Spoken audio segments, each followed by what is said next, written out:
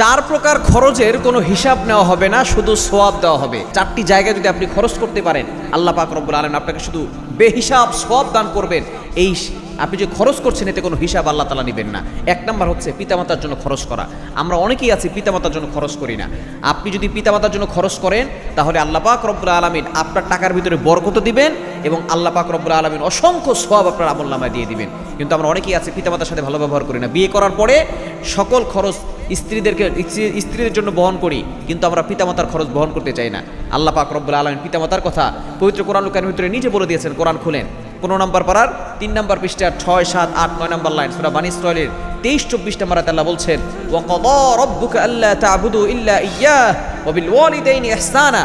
আল্লাহ তাআলা বলছেন তোমরা তোমাদের পিতামাতার সাথে ভালো ব্যবহার করো, কখনো খারাপ ব্যবহার করবে না, এবং পিতামাতার জন্য খরচ করলে আল্লাহ পাক রব্বুল আলামিন সওয়াব দান করবেন, বেহিসাব সওয়াব। দ্বিতীয় নাম্বার হচ্ছে স্ত্রী, সন্তান, পরিবারের জন্য খরচ করা। অনেক স্বামী আছে স্ত্রীর জন্য খরচ করতে চায় না, অনেক স্বামী আছে সন্তানদের জন্য খরচ করতে চায় না, একটু কিপটামি করে, হিসাব দেখায়। আপনি হিসাব দেখাতে যাবেন না।